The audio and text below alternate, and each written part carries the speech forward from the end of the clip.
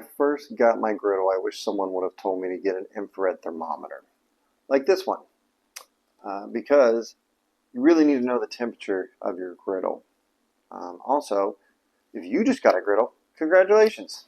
I'm assuming if you're watching this when it's released, it's around Christmas time, hence the outfit. And it sounds like somebody in your family got you something real nice, Clark. And that's good, so we'll cheers to that.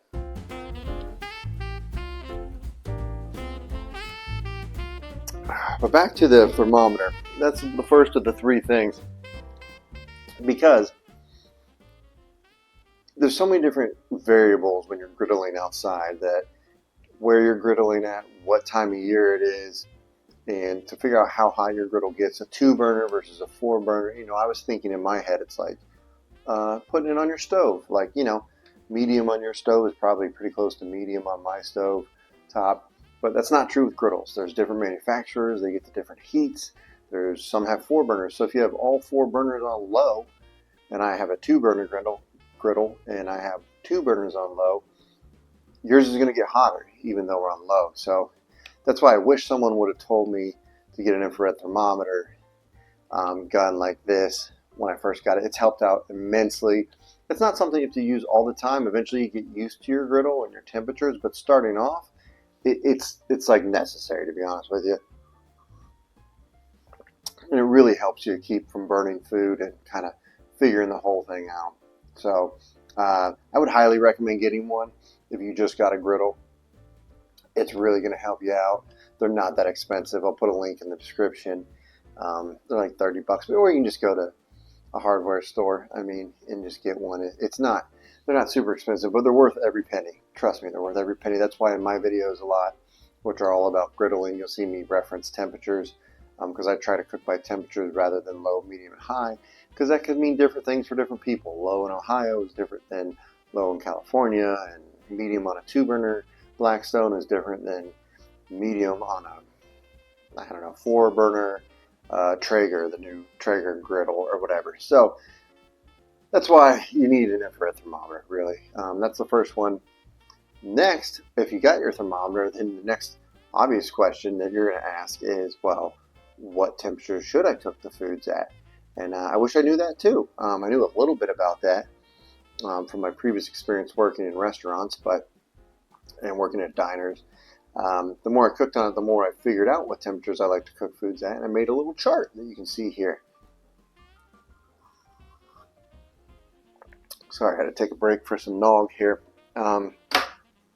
So this is not, I think that's part of the joke in the movie, that this is just not a good way to hold this, like moose cup. But anyways, I own one now. I bought it just for this video, so well worth it. So anyways, what I was saying is I have this chart, and don't worry about writing all this down. I have a free link in the description to sign up and get a free ebook that goes over all this, and it's downloadable, and so you don't have to pause or write it down. It signs you up for my newsletter if you're interested in that. It's all about griddling, or you can just download it and then unsubscribe from the newsletter. I don't care. You won't hurt my feelings, but I do believe this free ebook is the most helpful thing and concise thing that can help any brand new griddle owner. That's down in the link. But anyways, so it's this chart saying, like, I like to cook my eggs between 300 and 325 or else they'll burn.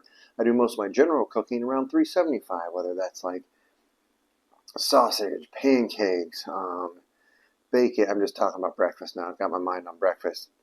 Regular burgers, chicken. I might get a little higher for chicken, like 400.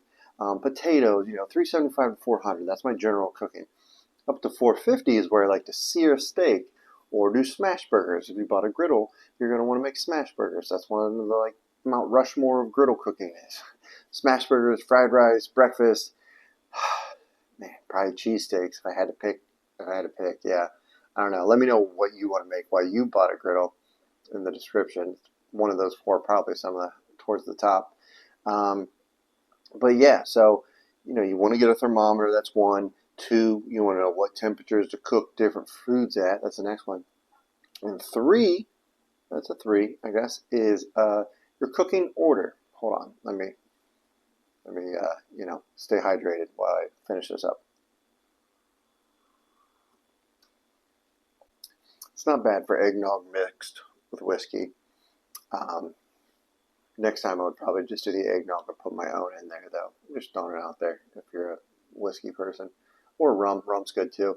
So, yeah, so finally, the cooking order, is what we're looking at here. So you want to remember that the cool part about griddling is you can put a lot of stuff on there. You can do breakfast. You can do a full breakfast. Pancakes, bacon, eggs, potatoes. Boom, that's everything. Maybe sausage, that's your essentials of starch, another starch, and 2 meats. It's a great breakfast, right? All your food groups right there. So what order do you put them down in? Your eggs are going to cook really quickly. So if you put them down first, then they're going to be cold and they're going to cook too quick while your bacon's not done. So cooking order is important. I have a chart about that as well, which is also in the free download below. And like for breakfast, you want to put whatever takes the longest down first and then work your way down. So like I'd put the bacon and the potatoes down. And then I would do pancakes and maybe French toast or whatever else you're doing.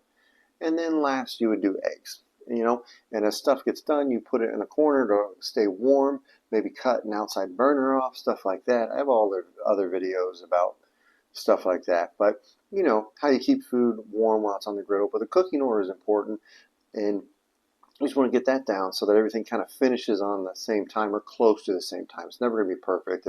It's a little bit of a shell game each time, but that's the fun part of griddling, in my opinion, too. So those are the 3 things. I mean, you get a thermometer so you can figure out what temperature your griddle's at. The last thing I want you to do is start burning food and be discouraged with your brand new griddle and just not use it, because you had a couple bad experiences and don't use it. You don't want that. 2, then you get a chart of what temperature to cook said foods at to get them optimal. I mean, smash burgers are great, and you can do them at 350, but they're not the same. They're not going to get the sear. So you really want to make sure when you're doing them that you're high. So like a higher temperature, that your temperature is high. So you want to be up to like 450 degrees. And so start with the thermometer, then we're knowing what temperature we're cooking at, and finally we're closing it out for cooking order. Those are the 3 things I wish someone told me when I first got my griddle like 3.5 years ago before I started making all these videos. Now I've told you, and I put them all in a free download, which is below in the description. So I hope that helps you. If you did get a griddle and you're watching this at Christmas, congratulations. Merry Christmas to you and your family. I hope you love your griddle and I hope your family enjoys as much as my family does. If you're not watching this at Christmas, it's just a weird video of some dude drinking whiskey eggnog in like maybe the middle of July.